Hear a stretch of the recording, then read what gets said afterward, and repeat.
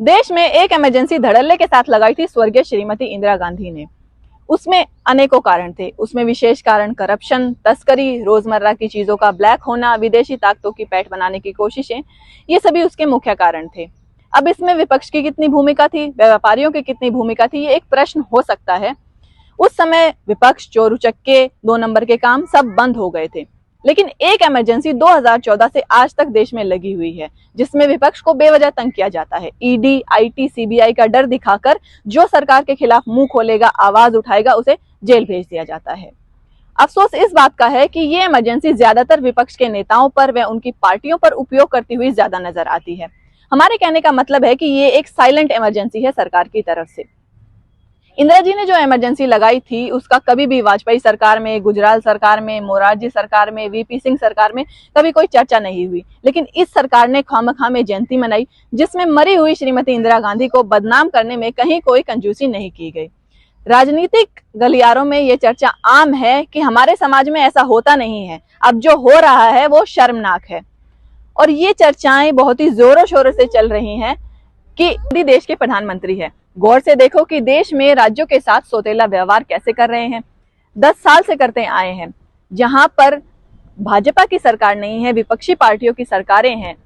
क्या ये राज्यों का शोषण व उनका भेदभाव नहीं है? 60 साल के शासन में पहली बार ऐसी सरकार आई है जिसने धर्म, हिंदू मुसलमान एक परिवार, शहजादा, आईडी, ईटी, सीबीआई, संविधान को हटा देना, हिंदू राष्ट्र बना देना, इन्हीं सब बातों को लेकर शासन चलाया है। एनडीए के प्रधानमंत्री कहते हैं कि मैं भ्रष्टाचार को खत्म कर दूंगा। इस भ्रष्टाचार को खत्म करने का प्रयोग विपक्ष की पार्टियों पे ही हो। देश के प्रधानमंत्री को उनकी याददाश्त के लिए बताते हैं कि ये भ्रष्टाचार पूरे विश्व में है, भारत में कोई निराला नहीं है। यहाँ तो हर पार्टी, चाहे वो भाजपा हो या अन्य पार्टियां, ये दाग उनके कुर्ते पर लगे हैं जो मिट ही नहीं सकते। भ्रष्टाचार को खत्म नहीं किया जा सकता। हाँ, ये कहा जा सकता है कि हम उसे कम करने की कोशिश करेंगे, उसको कम किया जा सकता है। प्रधानमंत्री भ्रष्टाचार की बजाय गरीबी, गरीब महिलाएं, नौजवान, महंगाई, पेपर लीक, इन सब की तरफ जाएंगे और गहन विचार करेंगे तो ये सत्य है कि आसमान भी झुक जाएगा। लेकिन 10 साल में तो ये हुआ नहीं। अब क्या है, एनडीए की सरकार है पिछले 10 साल से, तो फिर इन सब बातों पर गौर क्यों नहीं किया गया? राजनीतिक गलियारों में ये चर्चा बड़े जोरों शोरों से है कि मोदी सरकार 10 साल से इंदिरा जी की नीतियों पर काम कर रहे हैं और अपना शासन चला रहे हैं। कांग्रेस को, और दूसरी तरफ कांग्रेस को कोसने में भी उन्होंने कोई कमी नहीं की। यानी इंदिरा जी की नीतियों पे काम करेंगे और मरे हुए इंसानों को बदनाम करेंगे। ये इन ज्ञानी बावलों की राजनीति है। गलियारों में ये चर्चा बहुत ही आम है कि मोदी सरकार अपनी कमजोरियों को छुपाने के लिए, विपक्ष को बदनाम करने के लिए और इंडिया गठबंधन को बदनाम करने के लिए ये सब कुछ कर रही है। 2024 के चुनाव के बाद जनता ने जो मैंडेट उनको दिया है, इससे ये सामने आया है कि उनका ग्राफ जमीन पर आ गिरा है और इसी पर पर्दा डालने के और इसको छुपाने के लिए ये सब कुछ हो रहा है।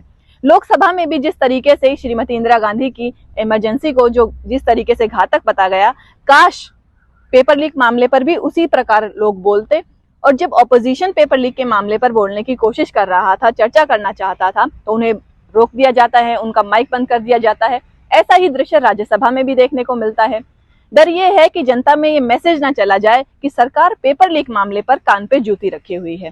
इस विषय पर सरकार अपनी कमजोरी को छुपाने के लिए विपक्ष को बोलने नहीं दे रही है, जबकि आज देश में सबसे बड़ा घोटाला पेपर लीक का मामला है। पेपर लीक पे बोलो, संसद की गरिमा का अपमान हो जाता है। इंदिरा जी की इमरजेंसी मरने के बाद क्या अपमान नहीं होता है? क्या हमारे कहने का सीधा मतलब है कि विपक्षी पार्टियां अगर किसी विषय पर बोले तो संसद की गरिमा का अपमान समझा जाता है, इंदिरा जी की इमरजेंसी पर मरने के बाद भी बोला जाता है? क्या वो संसद की गरिमा का अपमान नहीं? ये दोगलापन क्यों?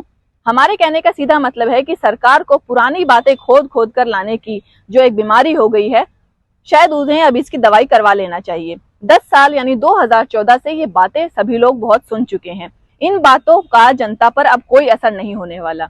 ये जो पुरानी बातें आप खोद खोद कर ला रहे हो, 2024 के बाद आपको पता होना चाहिए कि जैसा आपने लोगों को बातें बोली, जनता ने वैसा ही आपको उसका रिजल्ट दे दिया। प्रधानमंत्री को ये समझना चाहिए कि अब उन्हें इन सब बातों का कोई फायदा नहीं मिलने वाला है। आपने जो शब्द बाण, जो बड़ी बड़ी बातें जनता को दी, उसका रिजल्ट जनता ने आपको दिया।